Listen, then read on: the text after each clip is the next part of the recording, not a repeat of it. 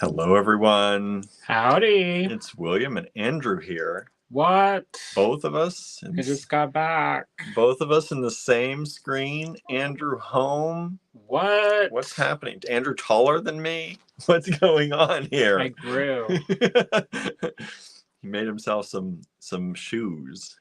I don't know. So hello, everybody. How's it going today? Howdy. Thank you, Marianne, for tuning in. If you're here, please say hello like Marianne did and let us know where you're tuning in from. We love to know. We're tuning in from or broadcasting from Ligonier, Pennsylvania. Lovely Ligonier, Pennsylvania. See, Andrew does it right. So, we got some good stuff for you today. Hello, Lisa. Watching. Thank you for joining. Cheryl's here. Hello. I need a telescope, and then I'll be like, I see Lisa. I see Cheryl. Oh boy, we're gonna have IC mugs next. Isn't that what Captain Kangaroo who used to do that? I think so, right? I never actually watched Captain Kangaroo. The closest I ever got or Romper Room. We had a. Is that the same thing or different? We had a record of a Captain Kangaroo episode, and that was it. That's all I remember. Yeah. Hey, Barbara. Marion says, gorgeous fall day here. 76 now. We've been cold. We were low of 40 and a high of 55 today. Lisa says it's a different show. Show. It all blends together. Hello, AG Beat fam out there. So today we're going to show you. You may have seen some of Andrew's stories and reels. Maybe. If you don't follow me, then you didn't see nothing. I'll give you the grandmother tisk. What about not following me? Mm-hmm. I can't. You know what we do? The tugboat. You do, yeah. My grandmother was. Then you knew something was up, like you did wrong. Tugboat is universal sound of disapproval. Suzanne says, we might get rain. We need it. So we're running out of fresh water to drink. Oh boy. Well, that would be good. Definitely good to get. You don't want to be drinking that. Lisa, Miss Louise, or other host of Romper Room. You guys are younger than this old lady. I don't know. I didn't have cable, so I didn't see much of any of that at all. So I drove back. I surprised William. So he almost got punched. It's true. He jumped so high. Not on purpose. I was sleeping, by the way. He did not tell me he was coming back. So originally, I was supposed to come back the next day. And then I was like, I miss my cat. I miss William. And so then I drove through the night. And I got in around 2. So first, I stopped at NC Black. And I picked up some tools. So thank you to everybody who participated in the tool buyout sales. Oh.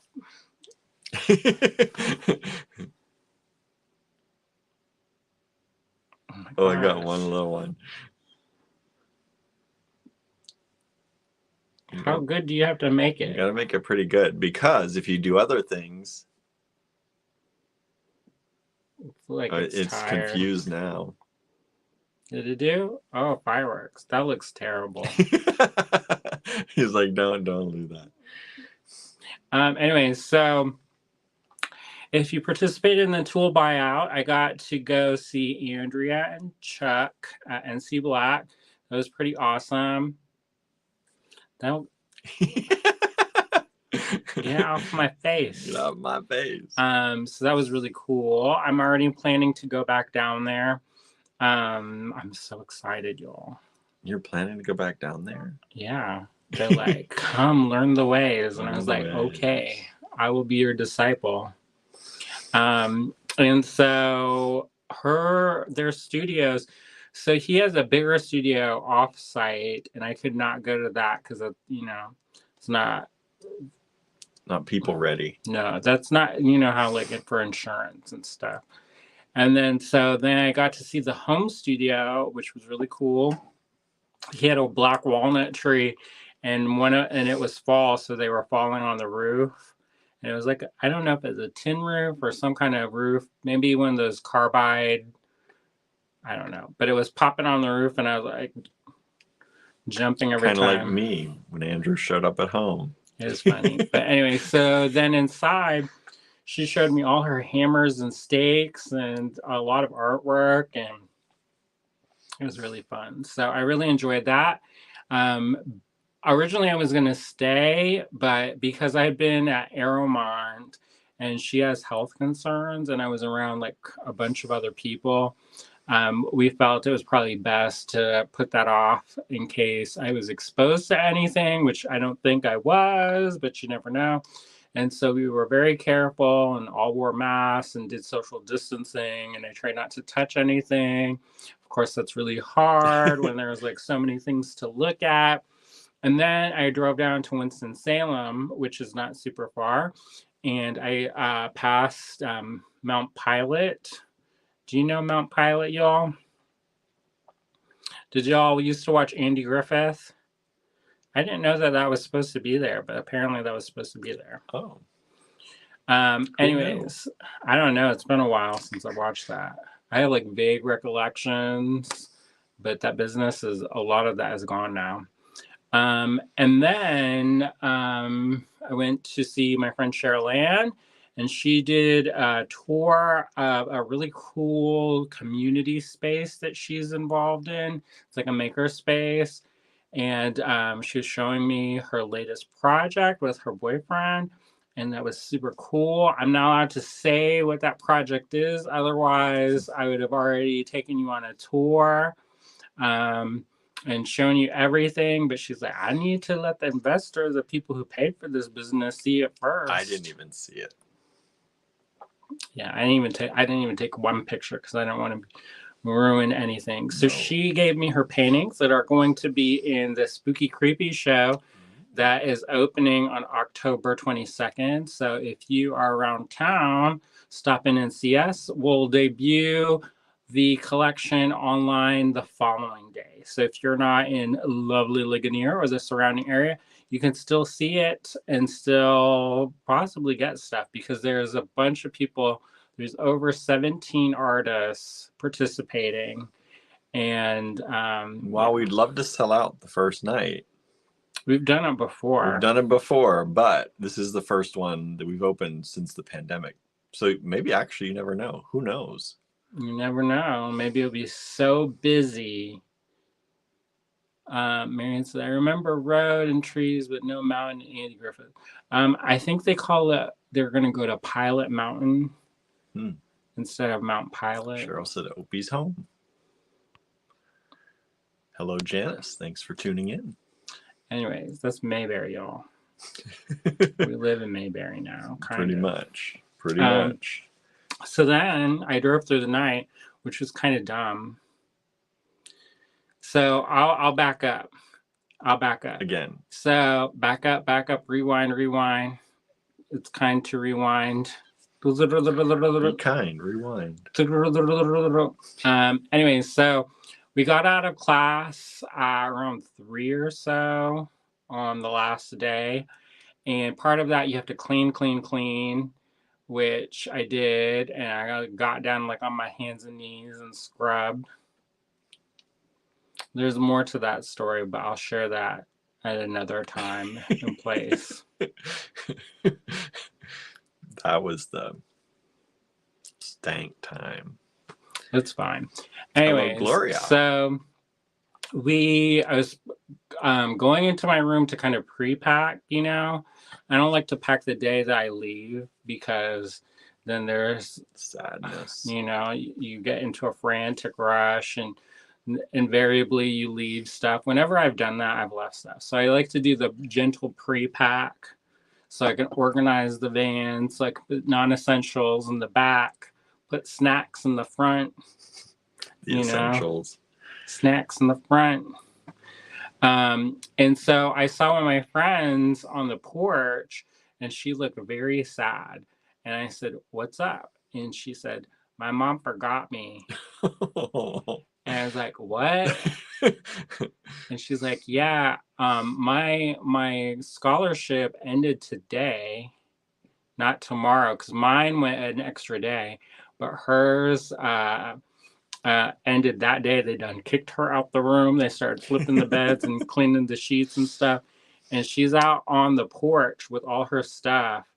And she's like, yeah, I'm gonna have to get an Uber to the bus station, and it's gonna be like $120. And I was like, what?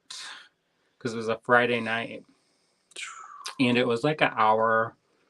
So it wasn't that terrible when you consider it, but still, that's a lot. It's an hour out of someone's way. And especially if she's just graduated from college and is young, and I don't know how much money she has, but I'm assuming that it's not. Didn't sound like mom was going to pay that bill. No. So. Or if mom could. I don't know what all their finances are. It just seemed like it was stressful. And I've been in that situation too, where I've been kind of stranded somewhere and then like, what am I gonna do? And like wandered around the city and avoid like trouble times so that I, get on the bus. Anyway, so I was like, well, I have a minivan and I can drive you. So I'm like, get in the car, we'll go. And my friend Giovanna was going to go up to Dollywood. I said, you need a ride? You don't have to pay for Uber either. I'm the Aeromont Uber. I said, get in the car. Everybody load up. The seat's 8. Actually, it doesn't see 8 because I didn't have the middle seat, but that's all right. And then so I drove Giovanna and then dropped her off. And then we went to Knoxville but her bus was it was late. It was way late. So we walked around Knoxville, which is super cute, super dang cute. And it was First Friday, so all of the art galleries were open and everybody was being festive. That's cool. It was really cool. And if in another life I would have had beverages and stuff, but I was like, I'm driving. So I don't want to have the trouble times and then die. No. So then I went to the Aeromont Gallery, which just opened, and that's in Knoxville. I got to see some folks there.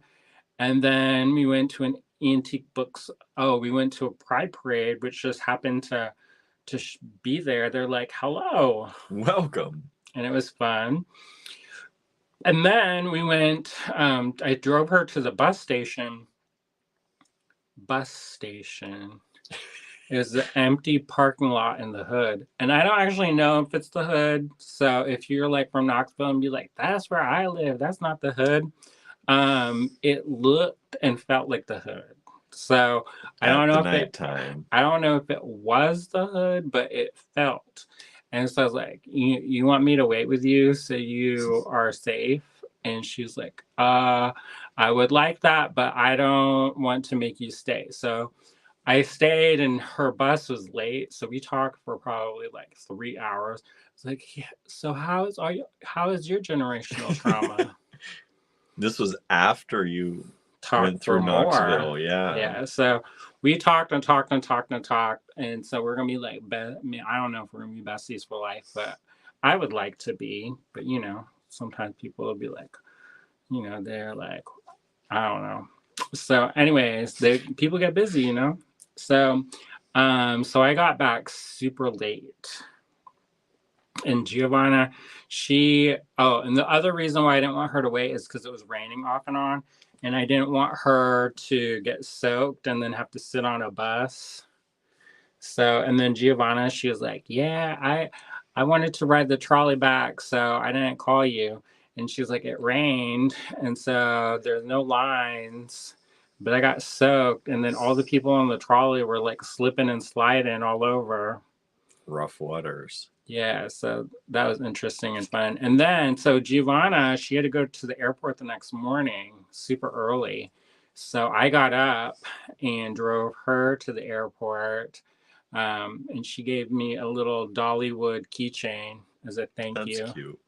It was of a little black bear because there's black bears on campus. And so, you do crafts and then fight bears. Everybody's like, whoa. Actually, it was You kind of almost like, ran into one, right? yeah, and a pack of 5 babies.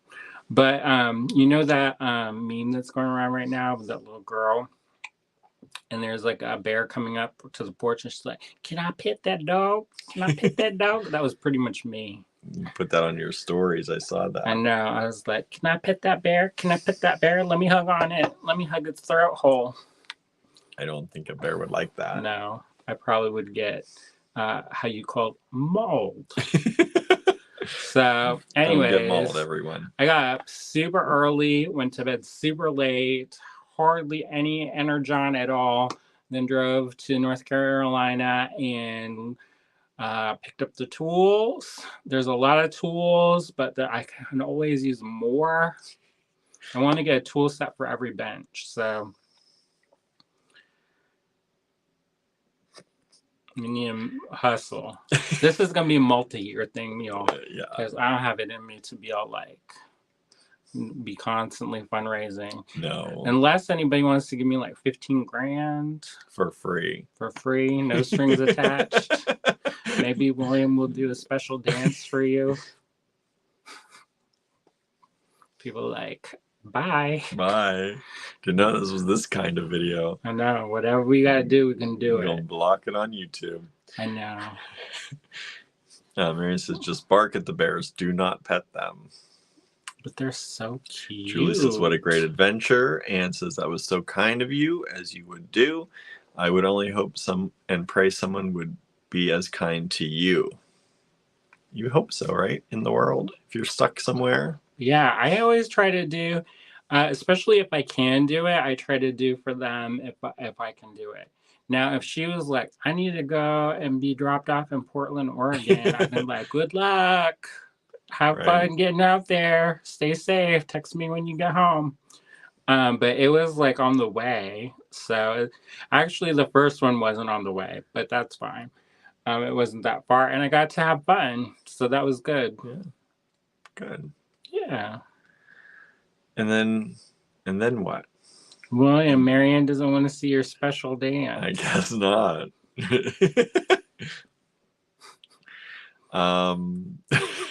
Oh mercy. Okay. And then I creeped into the bed. He drove home without me knowing. I wasn't even checking. Like, we can check location, but he sends his ETA. I'm like, he didn't send it. He's staying over.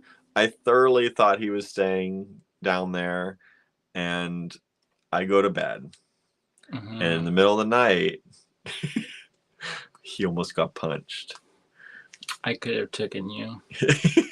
But for his saving grace, I had cats surrounding me. They were pinning him down. And they were pinning me down, and I don't like to startle them and roll over the cats. So, and I knew I locked the doors. So that was at least one thing, because I'm like, I know when I lock the doors. So I surprised him. And then the next day I was dead to the world, y'all. Yeah, he was. I woke up to eat and go to the bathroom and brush my teeth. I came home. I went back to bed. I came home from work at 5:30 or 6 and came up, and he looked at his phone. He goes, oh my. And then he went back to sleep a little bit more. Oh, Kathy says Patrick is teaching metal clay in next August at Aramont. He's a great teacher. I really like Patrick. He's super cool. It'll be like Filipino pride. I'm going back in January. Maybe.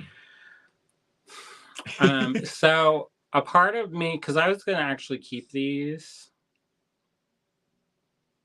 because my heart is of the covetous nature. They're nice. I was going to keep all this stuff. Well, maybe not all of it, but I was going to keep a lot of it. And it costs about $1,000 to go down, even though I won a scholarship. Because if you factor in the gas and the materials fees and this fee and that fee and the food. And using all of your materials. And my materials and then some. It ended up being about $1,000. I was like, and he's nice. He shares his materials. I try to be, because I know what it's like to go to a class and not have what you need. But anyways, that's another story for another day. And I'm not going to go into the drama time. No. Because it makes me in a bad mood. So. No, I'm just saying you're very nice. Look at this pendant I made. You want to see this pendant? What about this pendant? You like that? Is that how you want the presentation to go, everyone? No.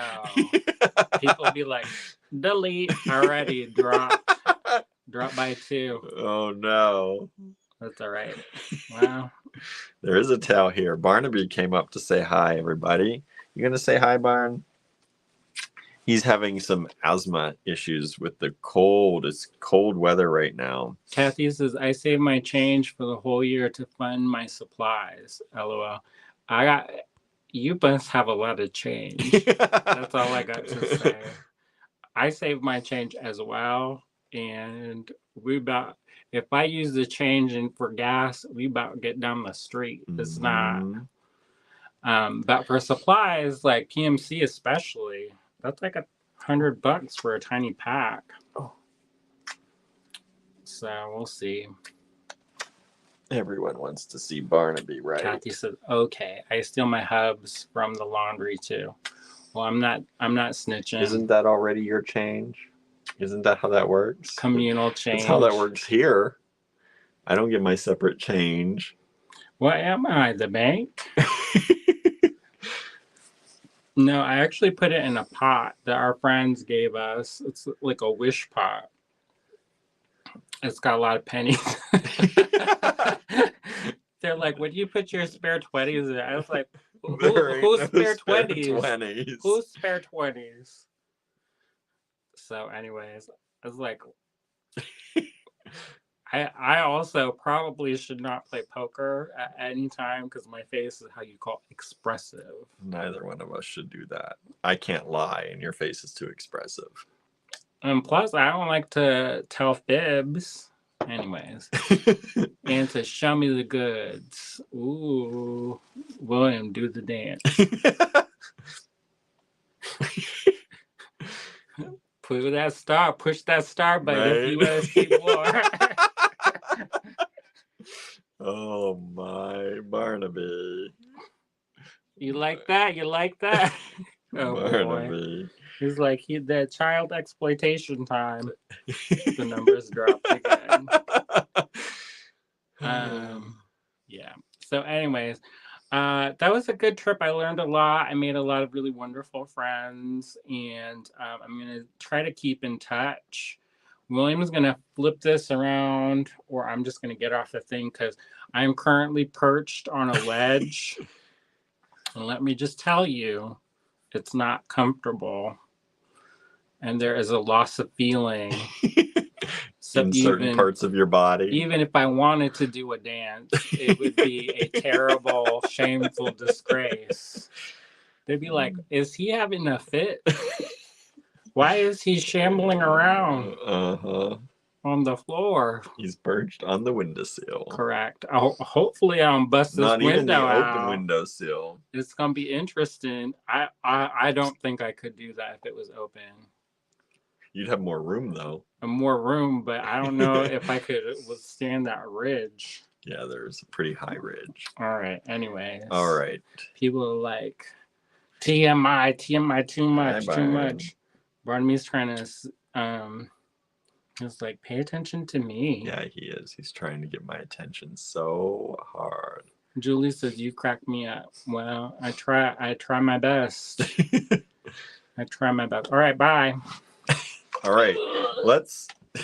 What was that noise? The get on the ground noise. Okay, Barn, I gotta move over. You don't know that sound. That's not a public sound we make, though. I can't help it.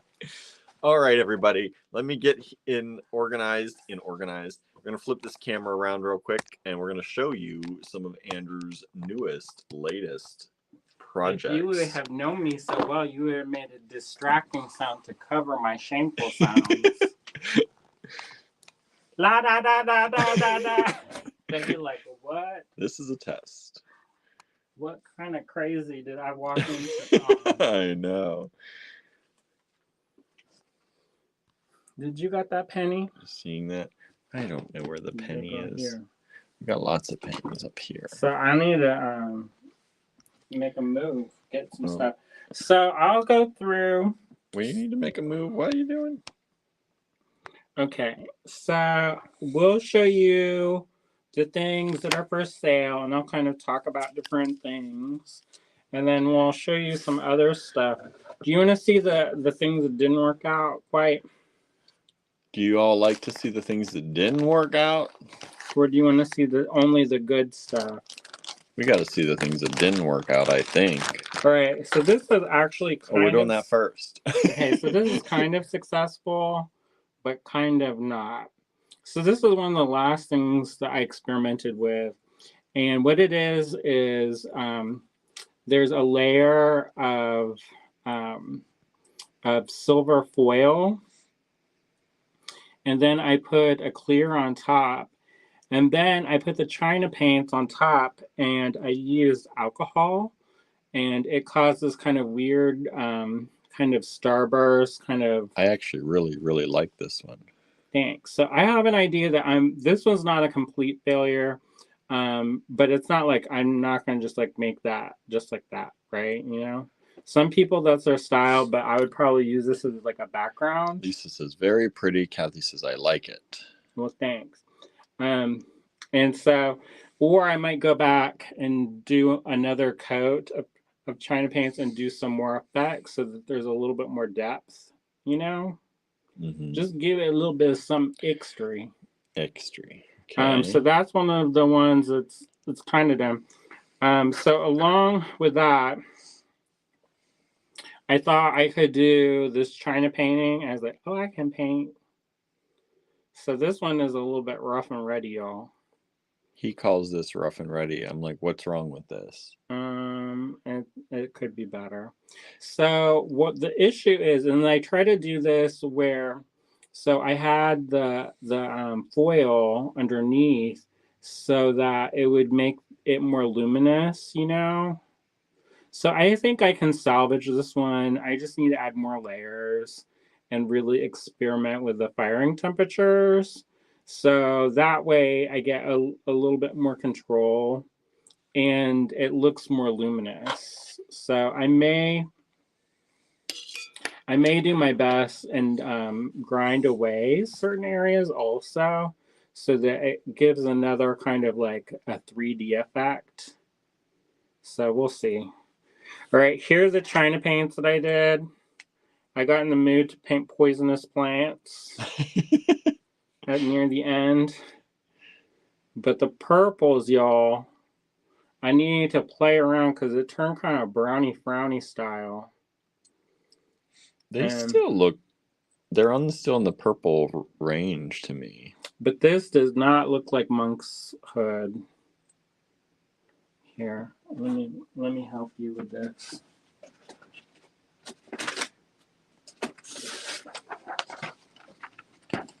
Is that better? You don't get that reflection, that glare. Kathy's asking, is that a temperature thing? It could be. It could be a temperature thing. It could be a mixing thing. So some colors don't mix well with other colors. And so there's a thing called mixing white, and then there is a thing called white. And sometimes if you have the white, it can have the regular white, it can have reactions to certain colors. But it could be a temperature thing. Sandra says, I heart the second one. Danette says, those are your oops. I think they look fantastic. Love them all. Marion says, no Monk's Hood much more much more purple if going for realism. Yeah, that's what I'm telling you. This is why it don't look like it. It's supposed to be like a vivid bluish purple. Mm-hmm. And right now it's like how you call that? Mauve. Yeah. So and I don't think you can fix that. Like you can't just like up the saturation. Mm-hmm. So I need to just experiment and sit down and make test tiles. You would think that I would love to do test tiles because I have like this thing where I go into this phase where I'm going to be like a mad scientist and I'm going to experiment and cook up all the things. However, my brain actually, I resist doing test procedural stuff. Yeah, it just does not work for me. I like sifting stuff. I don't like to do it. That's usually what he sets me down to do. Yeah, because I don't actually like it. I'm just like, bored now. Gloria says they are pretty. She also asks, Andrew, are you coming into New York this week? For New York, for the Whole Beach show? No, we have a show that's in town. It's a big festival in town. It's Fort Ligonier Days, so he doesn't get to leave. No, we're doing a competition again this year. Yeah. Who can raise more money or sell more stuff? And we're showing you these now, so I'll have these for in store. No, that's no online store. He's like, that's if there's online. Any left, that don't count towards you. It's crazy, y'all. All right. That I work super hard and then you get to claim the credit. That's the way it works. Nah. No. Anyway. I'm just joking, everybody. So that's the rejects. So let's look at what has not been rejected and he's willing to part with. Correct. Now, I may augment these slightly between now and when you get them. So there's that. So we've priced these at a price that I think is very low. Yes. And part of that is because I want to sell these, but also these are my tests. So I'm going to keep doing them, but I'm also going to, play around more. And the price point is not generally going to be... it's going to go up. Yeah. All right. I got to pay off the materials fees, y'all. Right.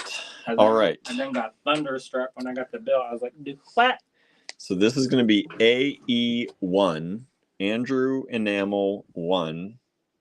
Do this one. This was the first one I did. That was the first one. AE1 is this one. And these are, I don't have a ruler. Let me tell you.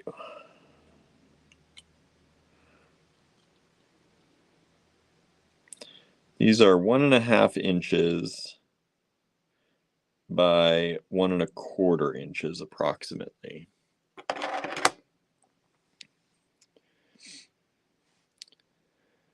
Go ahead, tell them about it. I made them. So I was super fortunate to win a scholarship to work with Barbara McFadden. She's somebody who I've been in orbit with, I like to say, but never actually got to meet. It's kind of one of those things where you see people and you know their work, but you don't actually get to meet them. And she does a lot of work with me, Misu Kerr, who is one of the chairs at Eastern Carolina University. And I've taken a couple of classes from Misuk, and I think we were in some of those virtual classes together. So this is enamel with graphite and metallic embellishments. And this is AE1. If you'd like to purchase this, it's $34. Again, super good price. If you know our other enamel pendants, they sell for about $75, $79. This is $34. And this is an introductory price because these are Andrew's tests. If you like something that you see today, take down the AE1, or whatever lot number it is, send that to us in an email at info@allegorygallery.com. That's up here. And you can put that in the subject line and just hit send. It is first come, first serve. Anything not sold will go into the online store, possibly at a little bit of a higher price, because we like to give you all who watch here a little discount. It won't be much more, but... I am thinking of putting an extra coat on top to make it just a wee bit more durable. So it may be less matte when you get it, but it will hold up much better. You don't have to worry about anything getting scratched. Now, if you're not going to be wearing it, if it's just something you want to hold and have, and you don't want... I'm just going to do it. So. Oh, never mind. I'm not going to make Because we were going back and forth earlier. Nah, I'm not going to do it. Okay, so he's going to be adding another layer, which will make it a little bit more glossy. I can make it I'm going to make them not as glossy, but still it's going to be a little bit more glossy. Oh, Sandra says her move came to a screeching halt. Company will not let me work from home from North Carolina, even though I've done that for the last 3 years. That is sad. Sorry about that, Sandra. Oh, book club is tonight. Oh my goodness. It is. Did y'all realize that? I did not. And it starts right now.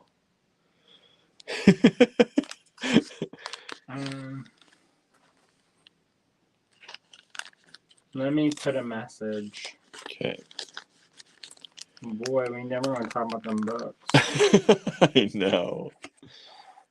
Boy, this day just ran together. Wow.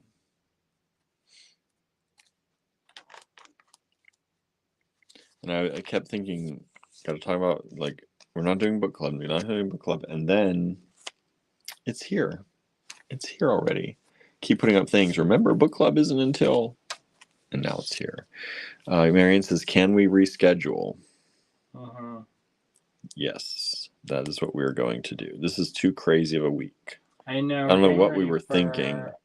I thought, I thought I'd be back and everything would be fine, but we started a little bit later.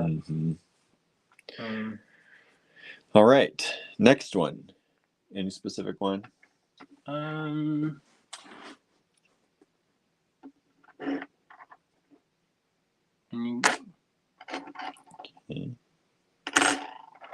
Like that, not.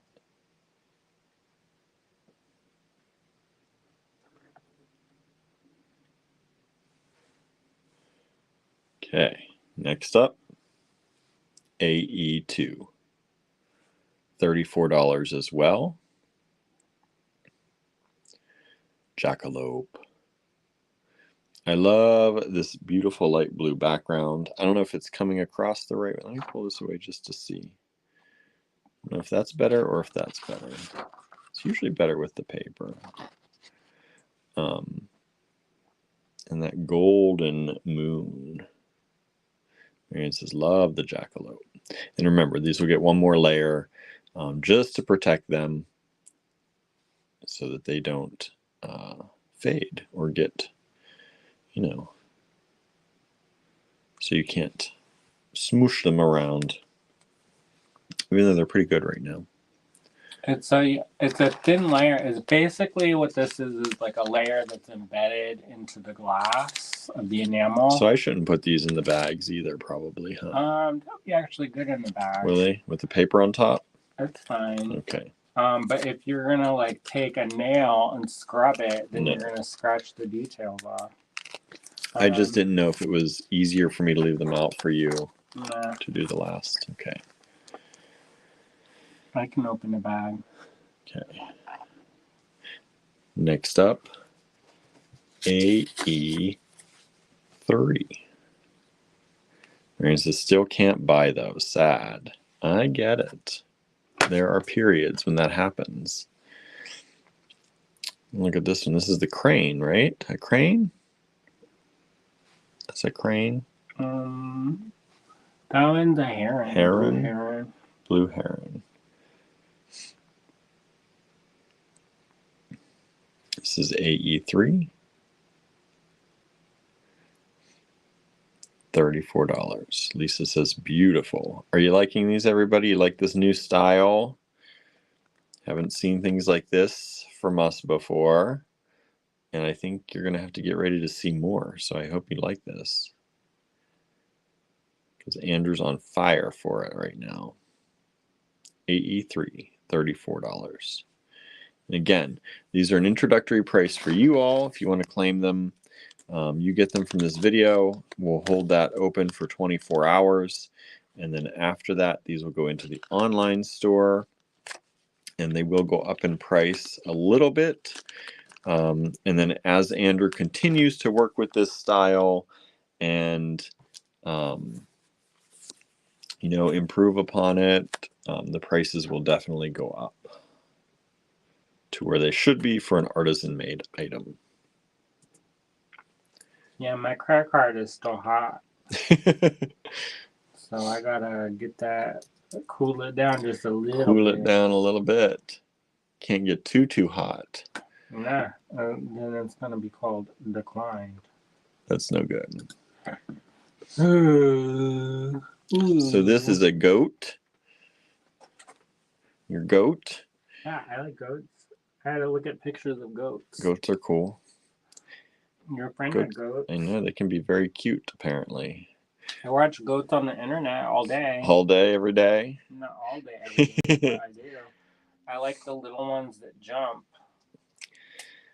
Marianne says, my favorite was the rabbit boa. Keeper, Andrew. Stay tuned. Stay tuned, everybody. AE4, $34 for the goat.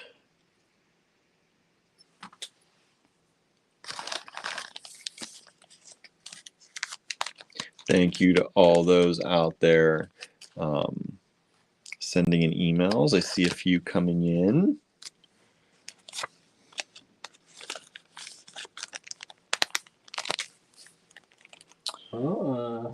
There are.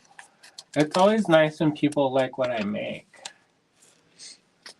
So he thinks I'm lying about it. What? Huh? Any other particular order next? Nah. The blue ones first. Okay.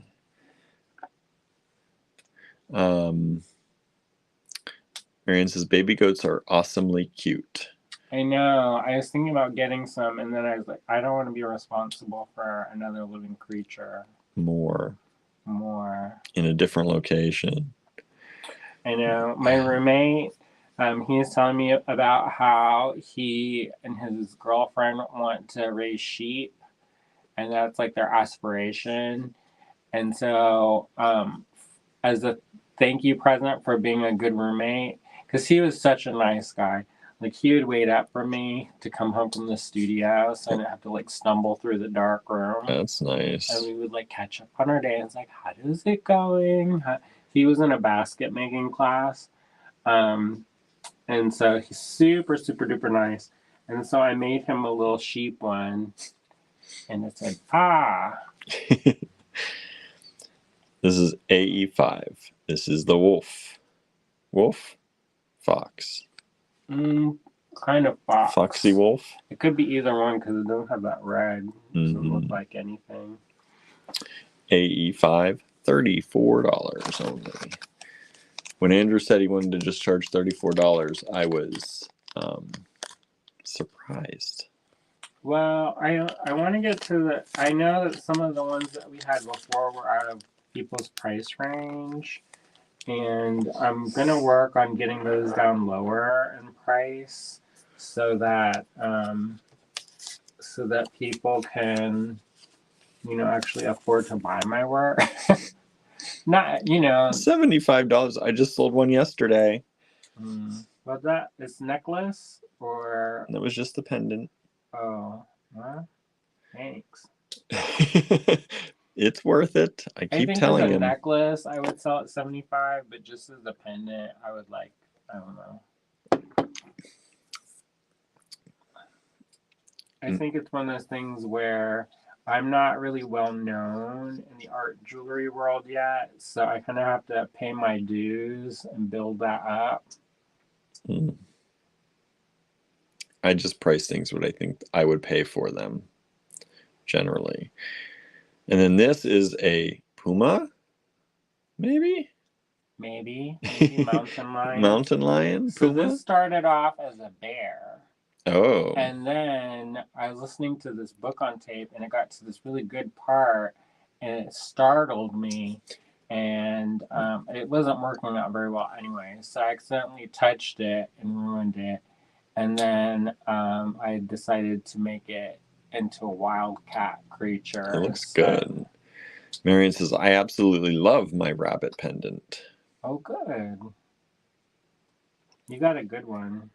Harry's joined in, apparently. I missed... There he is. Yep. Thank you, Harry, for joining in.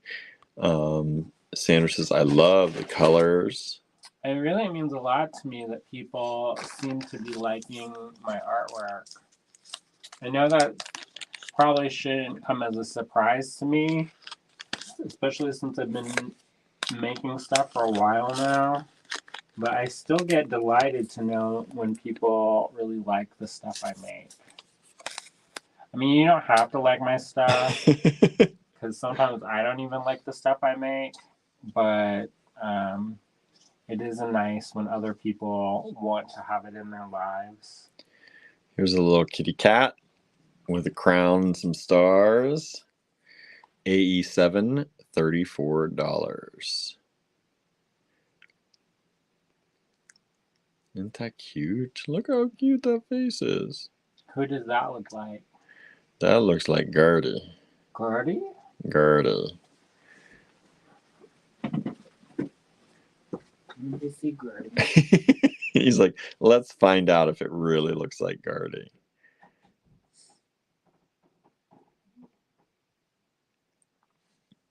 And these all have what's called counter enamel on the back. Oh, something I didn't notice. It looks like some of them you tried to sign on the back. Yes. I didn't do that for everyone. I wish I had thought of it. Yeah, I was like, that's a good idea. Gertie. Her nails are sharp. Yeah, they are. You're telling me she's just climbing all over me. Amanda says, love the colors. Mary says, I like the art pieces I have too, Andrew. Thanks. Harry I try said, to make it so they all go together. Harry said, the eyes on the cat are beautiful. Thanks. So there you go. AE7, only $34 for the pendant. I'm getting a few people writing in for these. Thank you so much. We really appreciate it.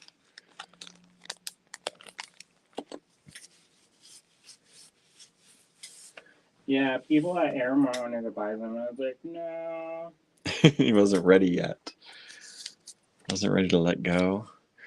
AE8 is the owl.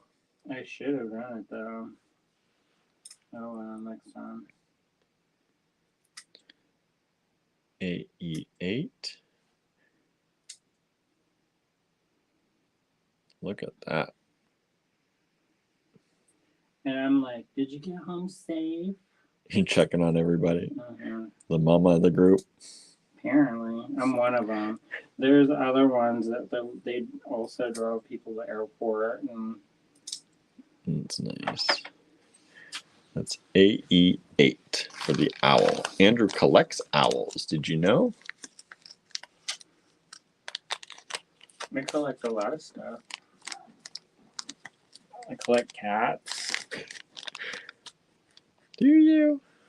Do you collect cats? I have 5. That's a lot. Yeah, you do.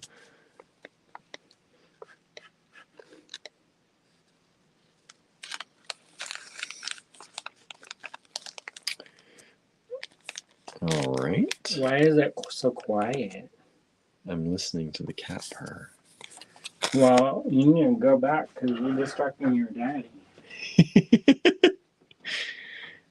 More energy, more passion. Next up, AE9, $34. AE9, $34 is the stag with the golden leaves on the horns. Look how beautiful those are. I'm hoping you can see this gold in here, these metallics. Oh my goodness, hello. They can probably hear that purring over the computer, over the speaker. I missed you. You hear that cute stuff? That's Ida Bell. Lisa's metallic coming through very well. Oh, good.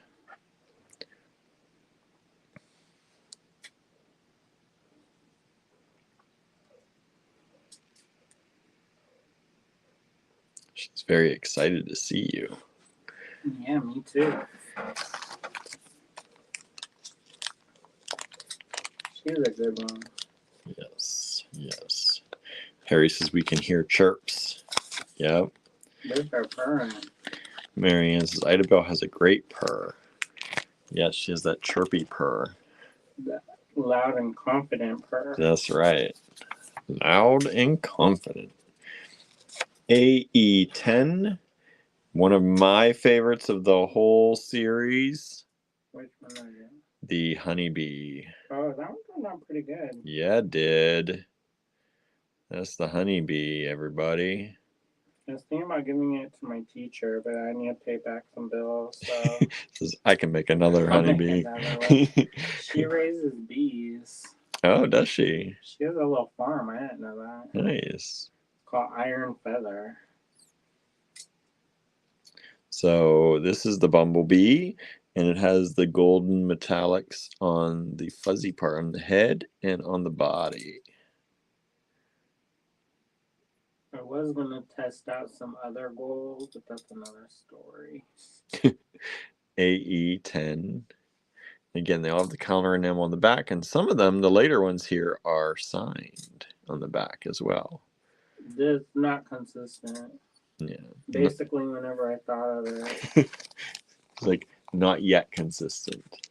Yeah, I was like, oh, I should totally sign these, and then it just happened when I thought of it.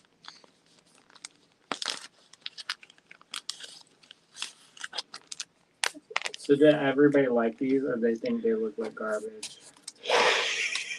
It's always you either have to really like them or they're garbage, everybody. Welcome to my life. Does that look like hot trash? And is hot trash a good thing or a bad thing these days? It could be either way. Right. Sometimes they make stuff and like, That's some hot trash right there. Oh no, I'm going to start the new lingo. And AE11, this is a different looking one in this $34 price range. This harkens back to more of the ones like we've done recently. It's smaller though. It's a smaller size. AE11 34.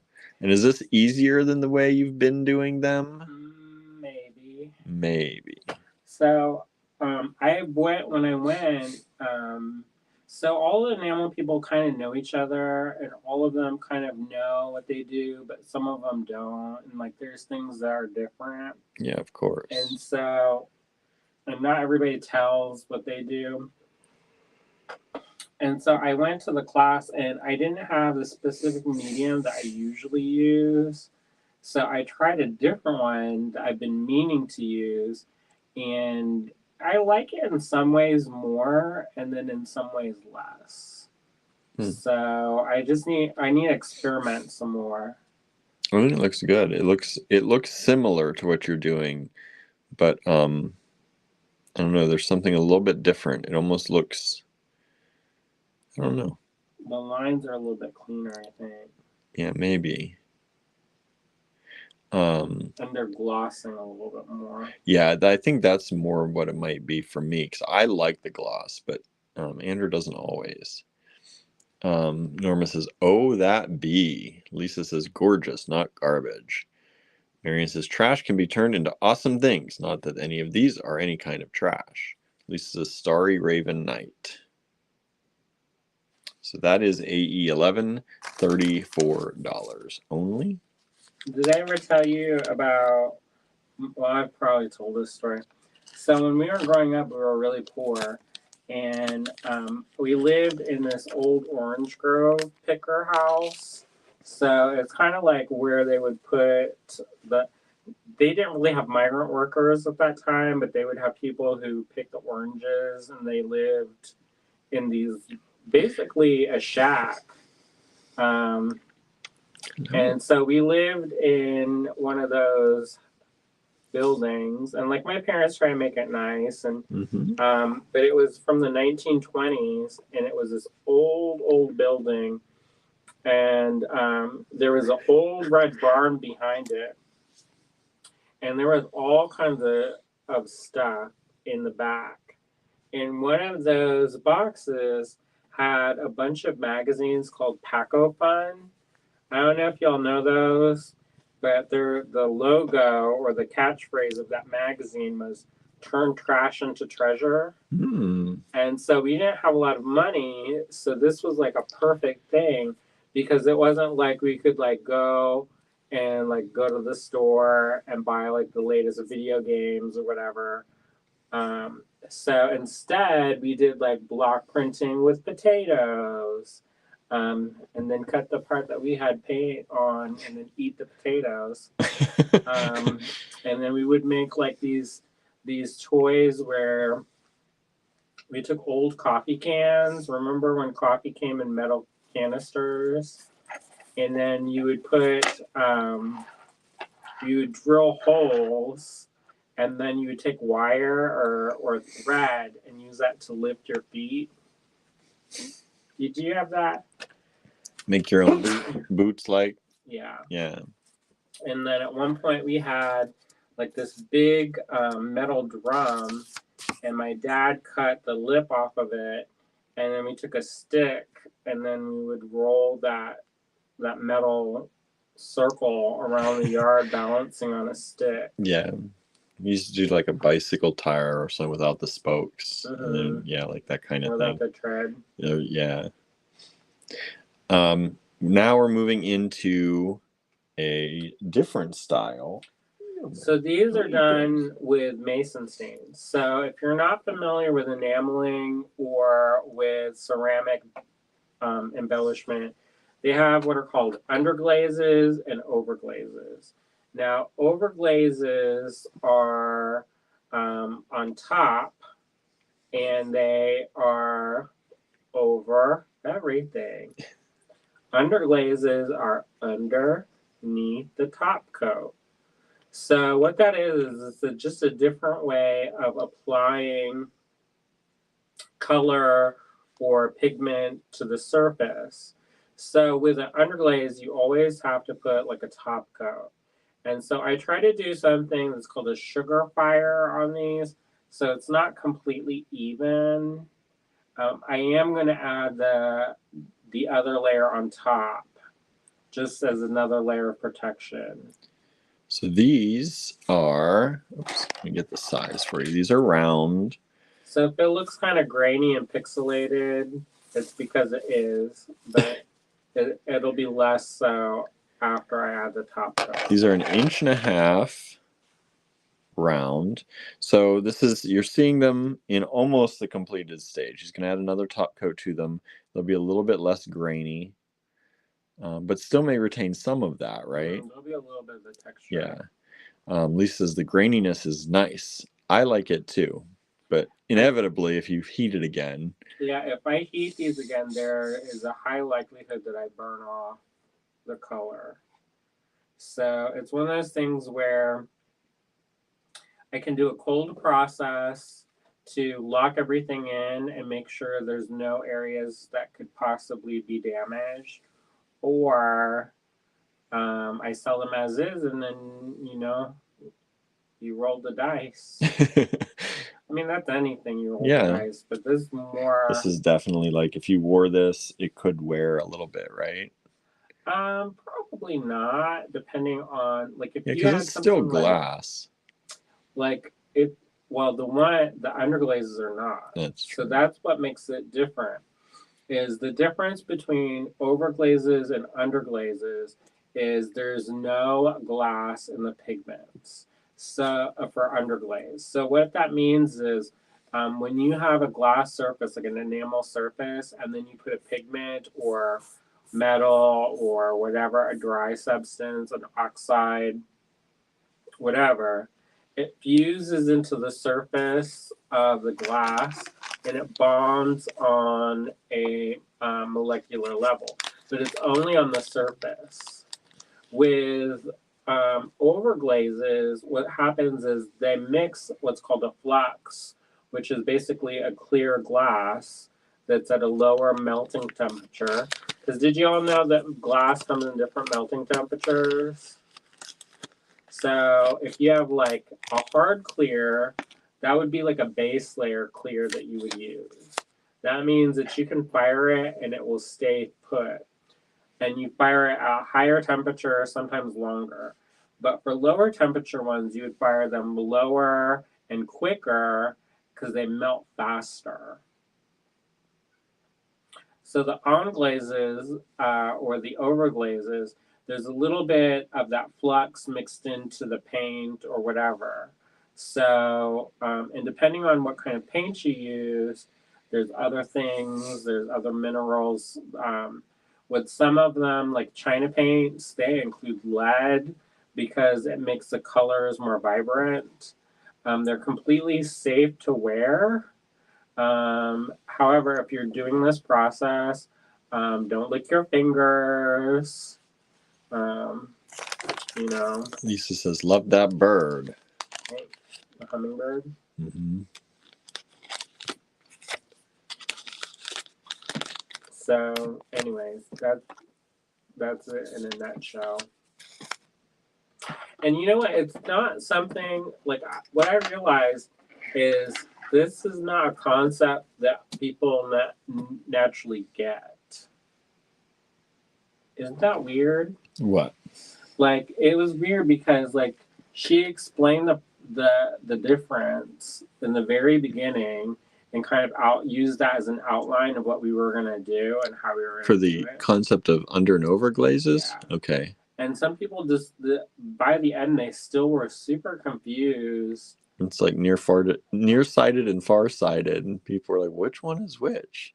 Yeah, but it's not even like that. It's kind of like it's just like there's just this gap where if you don't understand how the materials are working, you may not like it may not click conceptually, you know? So I thought that was kind of interesting because I don't know, maybe it's because I've worked with stuff before and maybe they were new to it. Well, you've also done ceramics, which does the under and over glazes. Yeah, and I also study this stuff too. Like I go into this thing where I start doing a deep dive on something and then I'm gonna become expert level. And so that's just kind of how I go. Like whenever when I work with a new material, I want to know about its qualities, what its pros are, what its cons are, what it can do. These ones, what the pros of the mason stains are some of the colors. Yeah, these are more vibrant in color than the other ones. Some of the colors, because they have to reach higher temperatures, they don't always come out. And there's less control, I feel like. These ones fire a little bit lower, so you can build up, and you can also rework the color too. So if you make a mistake, you can actually fix it, which is pretty incredible. So to finish these, if I'm right, you're doing a cold process. Correct. Which will not affect the graininess too much, or could. A little bit. A little bit. But it will. It's kind of like it's like a top coat. It'll fill in the gaps a little bit. Okay. It will make the colors a little bit more intense. Okay. So just keep that in mind. Intensity, I think, is good with color. Yeah, I think so. Marion says some people have to be told many, many times before something clicks in their brains. Yeah, I think, I know for me, certain things, definitely, I have to be told many times before it clicks, especially if it's out of my realm of expertise, too. Well, it's kind of like when we were blacksmithing, and I had to, break it down on how, the metal was moving. Mm-hmm. And I feel like once it clicked, because at first I thought you were just, hammering. Mm-hmm. And you're just, hammering. I mean, you were doing what he was telling you. Yeah. But you were just hammering, and you're like, well, it's not working. And then once we kind of talked about what was happening and how it was moving on a different kind of level, mm-hmm. I think then when it clicked, you're a little bit more mindful. Yeah, of what you're doing and how you're doing it. Yeah. That's me. If I don't, it's helpful to have someone tell me, and it's also helpful just to experience it. And that's like with pottery, I had to play around with the clay for a little bit just to see if I push it this way, what it's going to do. And if I push it around or I do this with it, how is it going to react? And until you kind of get to know that, it's hard sometimes to actually understand it like verbally. Yeah, sometimes you just have to do it. Mm-hmm. So you can say it and do it is my thing. Yeah, I'm more of a visual learner, I think, but it also helps to, like reinforcing it verbally, especially because I studied language. I like to see it written, because if you just speak a language to me and you expect me not to see it and learn it, it's very hard. I'm not like I think people who are, yeah, I think people who are more musical can do that because they know the music of the, but I have to see how the letters correspond to the sounds you're making. So for me, it's good to hear it and then see it, or vice versa. Well, one guy, I was watching this actor interview, and he was talking about how he was trained in musical theater, and he could live in a place and just pick up the language. Yeah. Because like he would hear like the sounds and how the sounds like go together and would have a certain meaning. Yeah, when you learn a language, once you've learned it, the language is no longer sounds, if that makes sense in a way. But like when you don't know a language, if you just listen to a foreign language, it's just sounds coming out of someone's mouth. Like it's no different than a bird sound or a cat sound. Like it's just a sound. But once you can put meaning behind them, that's when it starts to turn into something else. And if you can do that just by listening to something and separate those sounds and put meaning to them yourself, I think you have a good head start. That's not me. No. At all. I need to actually see it. I need to see it. I need to write it. How it's represented. Yeah. I need to eat it. Like I got really good at food, like words for food, because like when I was studying French, because I could instantly have that recall of what that cheese was, fromage, gâteau. The more senses you can you can use to learn something, the better, right? Yeah, that's how I do it. AE17 is the unicorn. Hello, Brooke. Thank you for tuning in. Hello, Donna. Thank you for tuning in. We're showing off Andrew's latest enameled pieces that he made at Aramont. We're selling them now to you all at a very good discount compared to what these will be once he kind of works with this a little bit more. These are his testers, if you can even call them that. I would be happy if this were my like final piece, but so he decided to put them on at a really good discount for you all if you'd like to grab these. After this live, we'll give it 24 hours for y'all to be able to claim these, and then after that, these will go into the online store at a higher price, slightly higher. We're giving you all a nice little discount for watching us. And we appreciate that. They'll go a little bit higher in the online store, not a lot, but as he continues working with these processes or processes, he will get better and better, and the price will go up. Well, it's kind of like it's kind of like when you mix. I don't usually like to sell stuff that I make in class. No, you do not. But I was surprised he was going to sell these. But I also need to pay off my credit card. So. I already got a thing. I got an email. They were like, "You were doing so good. What happened?" Oh no! Because it got hot, y'all. But that's fine. Whatever. That happens, right? You have to, spend money to make money, I guess. AE18, the owl. The Owl King or Owl Queen, $44. Or Prince or Princess. I think it's interesting to see what people think. I love the backgrounds you got with the purple fading into blue in a lot of these. And that was another thing about how to mix the colors. So it'll be interesting to see. Because I have some ideas for experiments. So there's a class I want to take that's online. Oh, is there? It's only $10 a month. Oh, that's not too bad.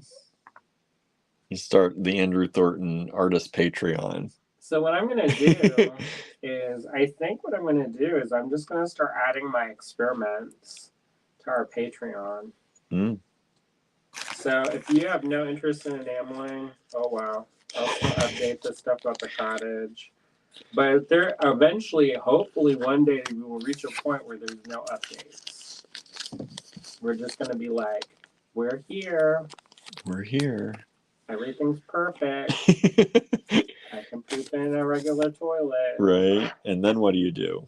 I know, right? It's like they don't have a home improvement show for the homes that got improved.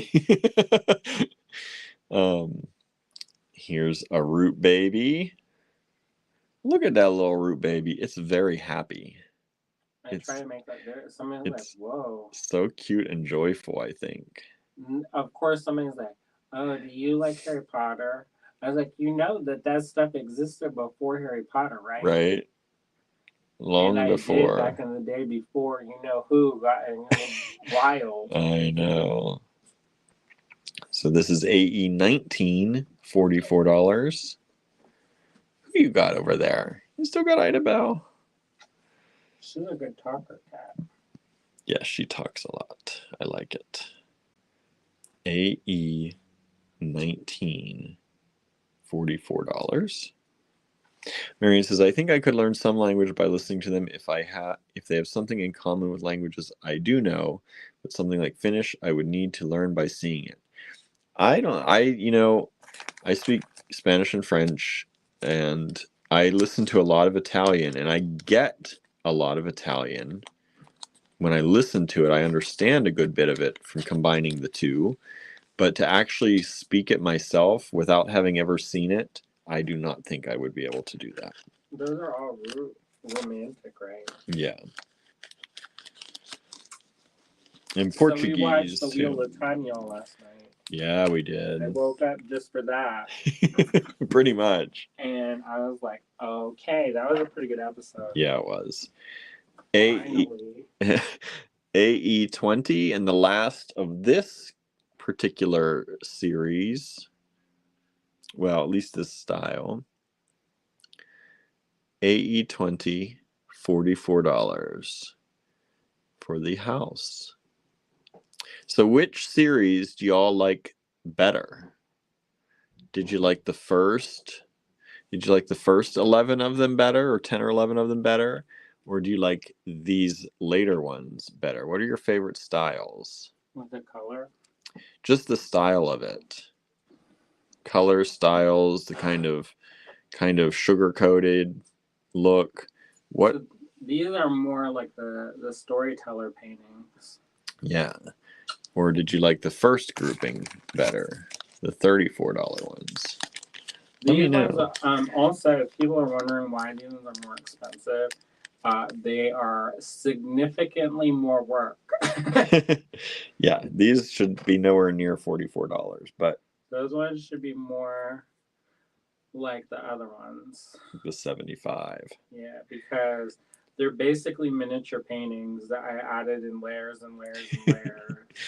I think, to like these ones more because they look like to me they look like they have more work done in them, and they look, I don't know, there's a richness to them, a richness in detail, I think.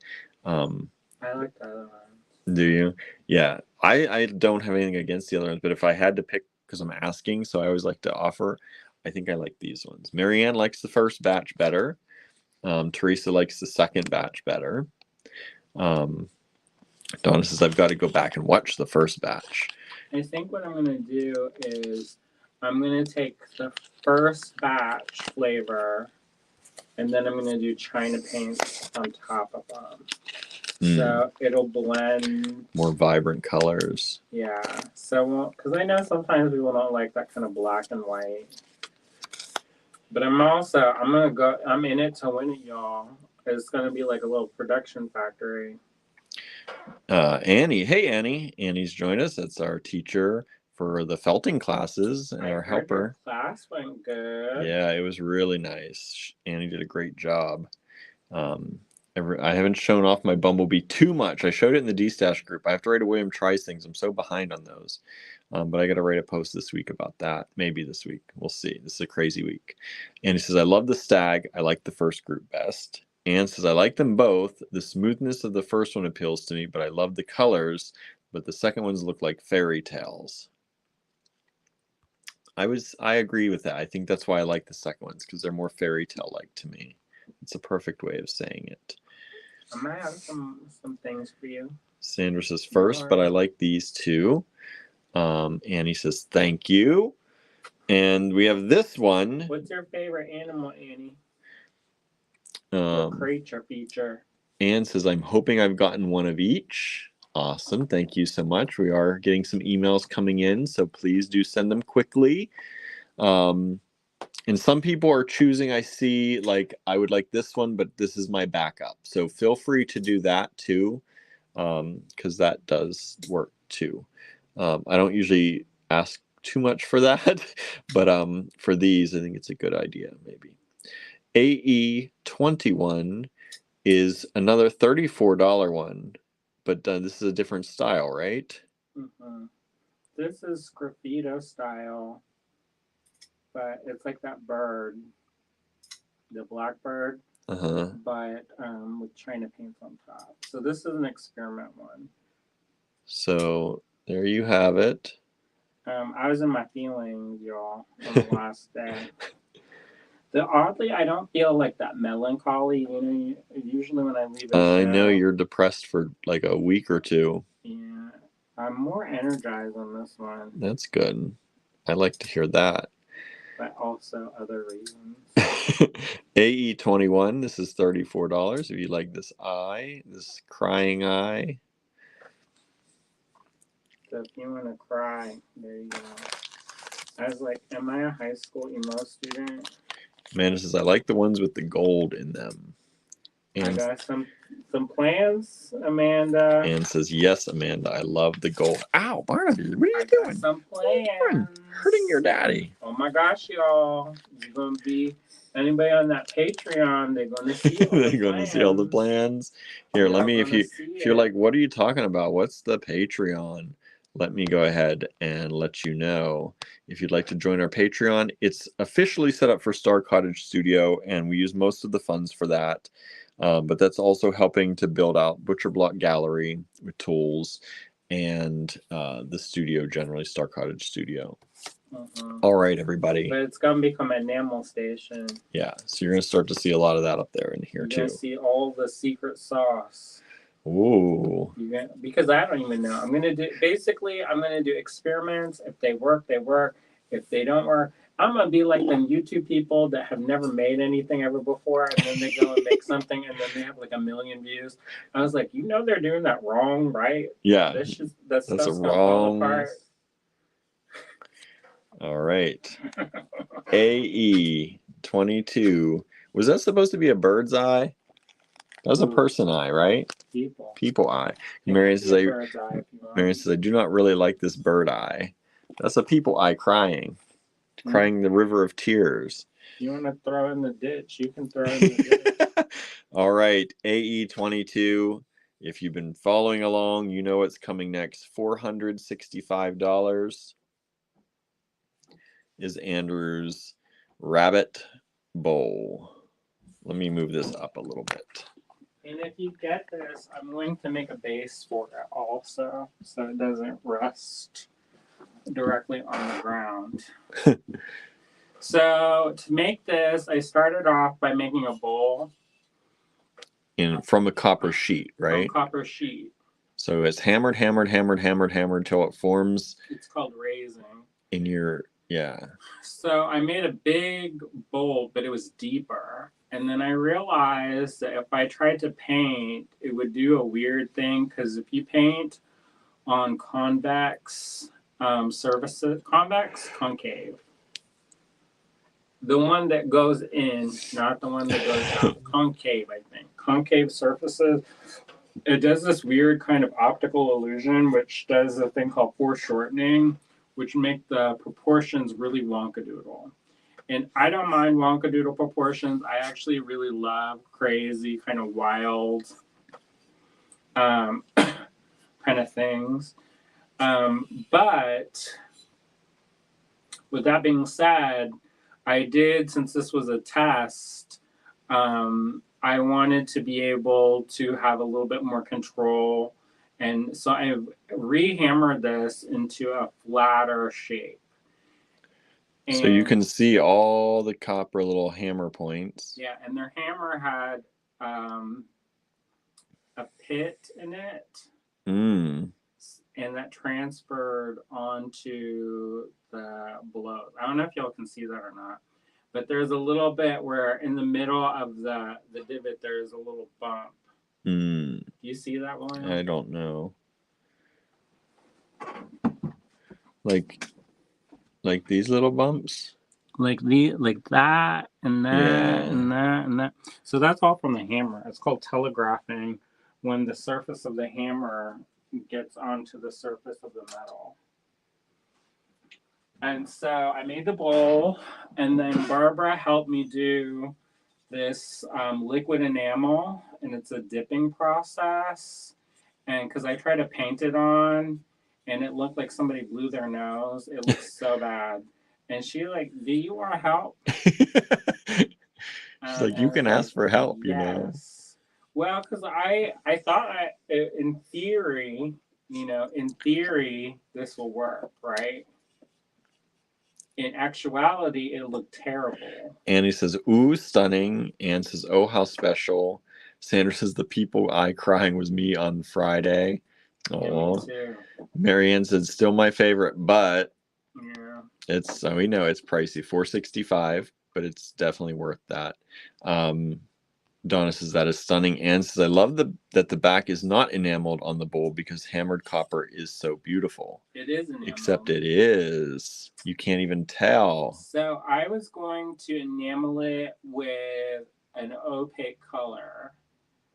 Oh, no. And then I was like, I did a good job on this. I'm going to cover this up.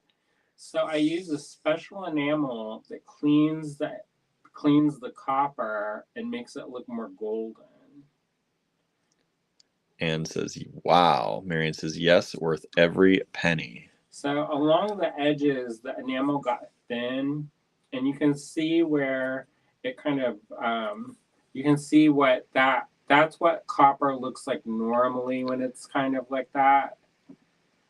But that's where it was thin, and so it got that. Edges are always thin on enamel. Well, I mean, not generally. Always, but I had the way that I fired it was that caused that. And at first I didn't like it. I was like, oh, this looks like garbage. And then I was gonna redo it and refix it. And what I realized is that I kind of liked it. And I didn't want to like it because technically it's not right. But I think it shows all stages of possibility for it. Well, in my mind, it's like almost like a decay. Yeah, and that too. I can see that. It kind of looks like that to me, like because you can see where the copper actually stained the enamel green. Mm-hmm. And in my mind, it's almost like a reference to the story that inspired this. So I have two stories. I have a kind of funny one that's still sad, and then I have a sad story. So, and it depended who came up, because we did this show and tell at the end with all the different studios. They do a walk around at the end with the studio visits. Mm-hmm. And so it depended if I was there for one, because I walked around myself, so I didn't always get to explain stuff. But also depended who I was telling the story to. So the one story is there used to be this rabbit that was in our yard in Florida. And I used to chase that rabbit all day long. And I was little. I was probably like 3. I was really small. And I used to chase that rabbit all the time. And I never caught it, but I wanted to. I thought we were going to become best friends. And I was like, I'm going to pet you. I'm going to squeeze you. You know that cartoon, Elmira? Is that her name? I don't know. I think of the George. I'm going to love you, and I'm going to pet you. That big George character. I think his name was George. Is that from Mice and Men?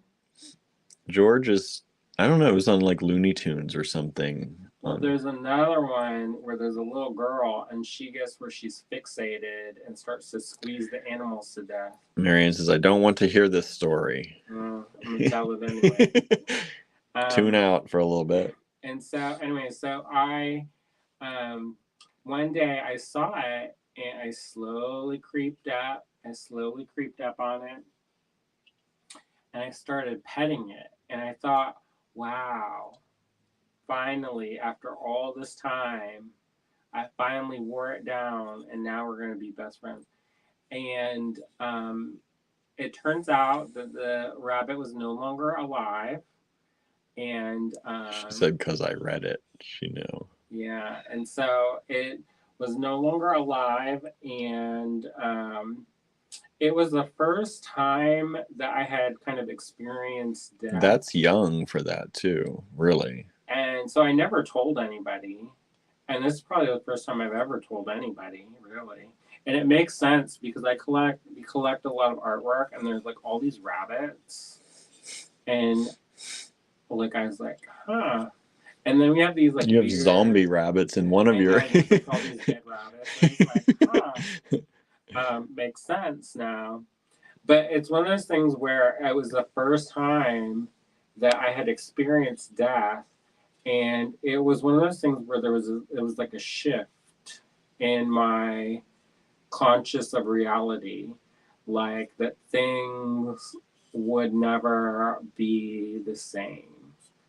That there's a sunset and there's a night and there's an ending to stories. And so I'm trying not to get emotional because that was not too long after that my brother disappeared. I mean, I was older, but still, in that time all that all blends together. Mm-hmm. And so, I mean, this one could be alive. It looks more alive than this dead. one does look more alive. So, anyways. Donna says, I agree with William about the different kind of, variations or different qualities, styles of the metal happening in enamel. I think if it was a higher lip, it would look more like it was supposed to be. It's like a raku. It's like a natural process. Kind of. Yeah. I don't know. I think it looks fine. I think it looks good that way. I like it. Marion says gives it an ancient feel.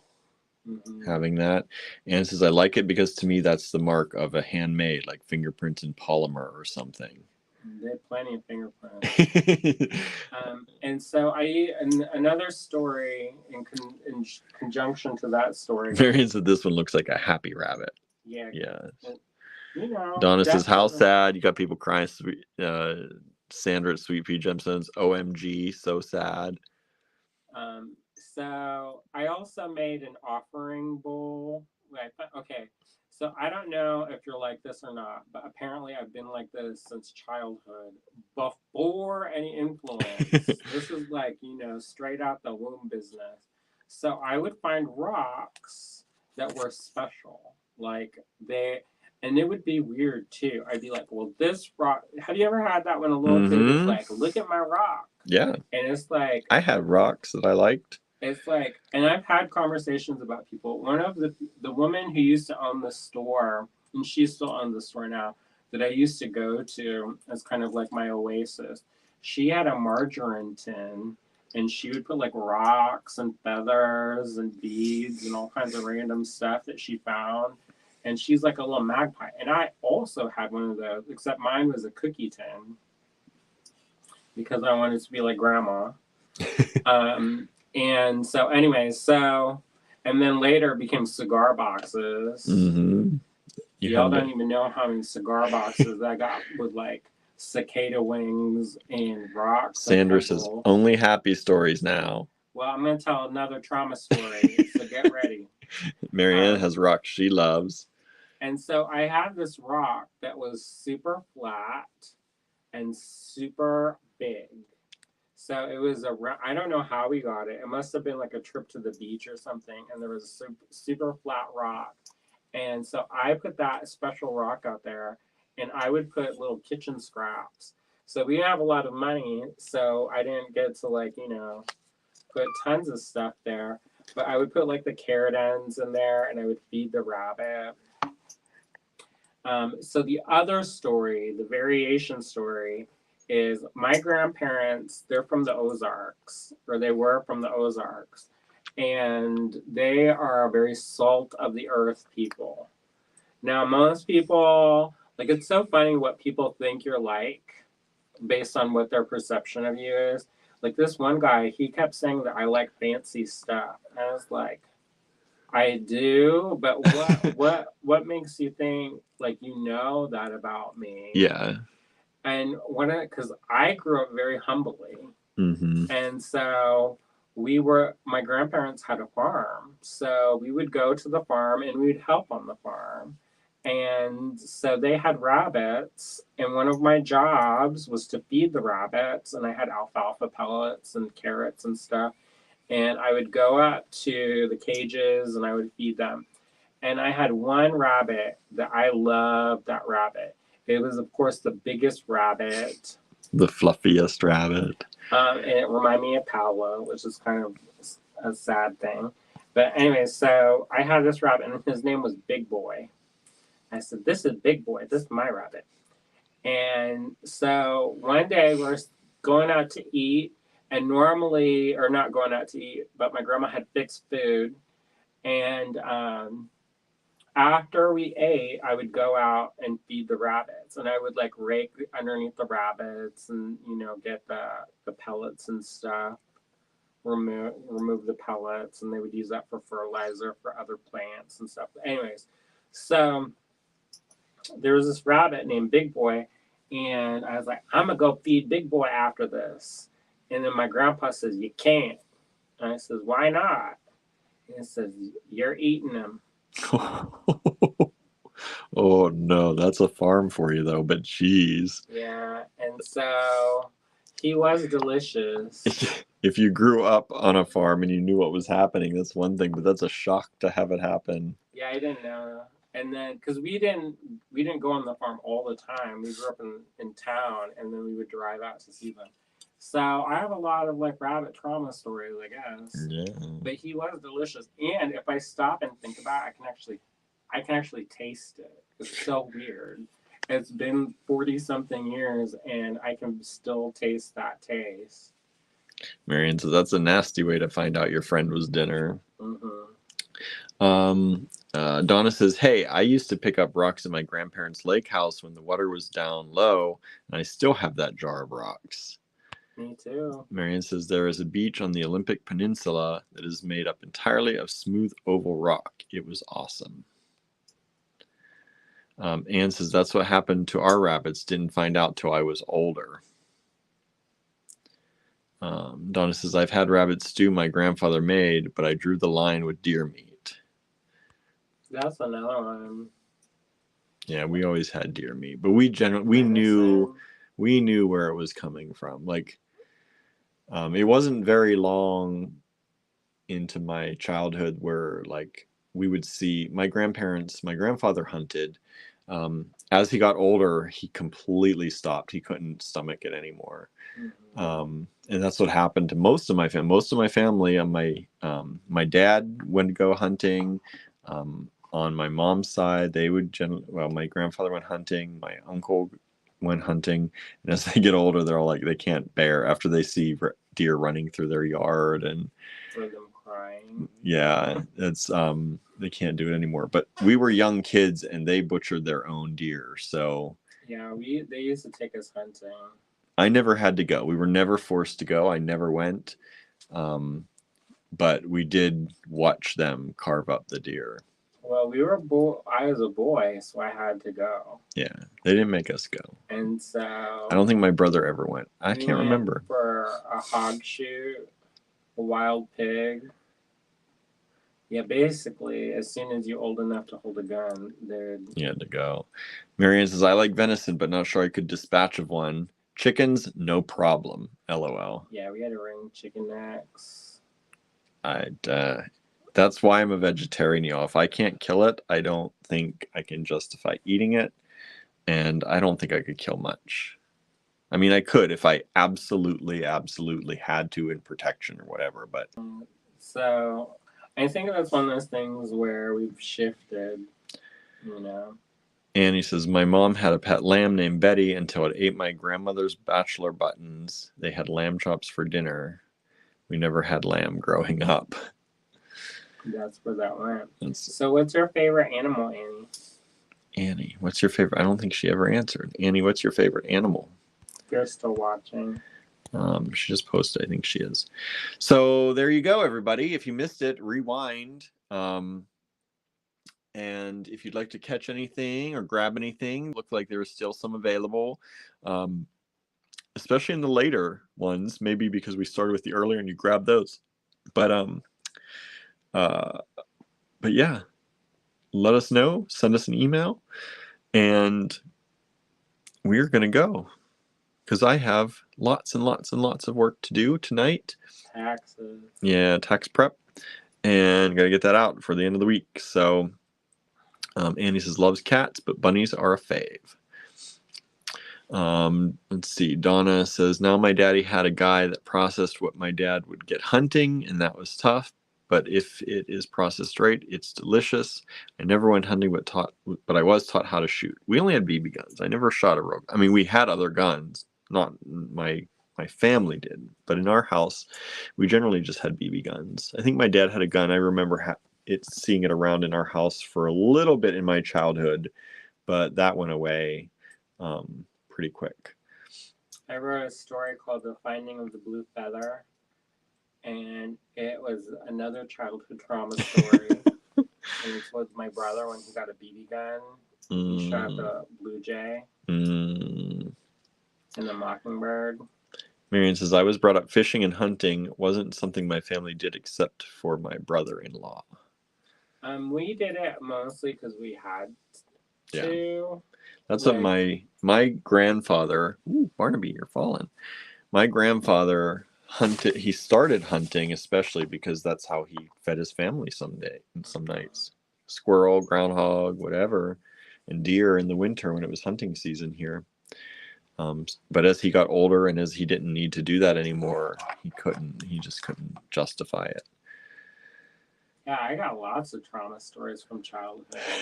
Don't we all? Let's not go into deep dive on those tonight. The time we went to the Filipino party early? No, we do not. I know that story. You do not, everybody. I'm gonna make that. That's gonna be my next project. Marion says, I need to get a bowl that's bigger. I don't think I have a kiln that'll fit it. Maybe Aromat. I'll prep everything beforehand and then I'll bring it. Take it down. Marion says we had to fish. Yeah, I fished. We had a lake in our backyard, and like a big pond. Make it sound like there are lakes that you don't see the end of. This you saw all ends of it from where you stood. But it was beautiful growing up, and we went out. I mean, I fished as a young kid. Mostly we fished and threw them back. Every once in a while we kept them and cooked them, but most of the time it was catch and release. But not that that's any better necessarily, because that still, I'm sure, hurts them. But anyway, looking at it now, we had fried fish. I do love fried fish, though. Fried trout, so good. Have you ever had my mom's fried fish? I don't think I have. No, I'm missing out. I know. I've had my mom's, and it's dang good. Yeah, I do miss Fish Mess. Yeah, when we first moved here, everybody's like, "You want some fish? You want some fish?" And I was like, "Okay." Okay. That's before we're vegetarians. So. Yeah. All right, y'all. We're gonna go. Thank you so very much for tuning in. Thank you all who grabbed some stuff. Andrew's very happy to see some emails coming in. Yeah, it's nice to be able to that people like my stuff. Right? Make a living doing what you're doing. Yeah, I think that's special. It is. Not everybody can do it, so. No. So thank you all for helping us to do that. And we're going to go grab some food, and then I have some hours of work to put in tonight, as usual, but different type of work, which presses my brain hole a lot. So thank you. I'm going to go to the cottage, so I don't have to see it. So thank you all for tuning in. And have a wonderful evening, everybody. Andrew will probably be back here tomorrow with you. I will be at my other job. I have some things in work, so maybe I'll show those tomorrow. In the process. That'd be good. All right. Thank you, everybody. Have a great night. See ya.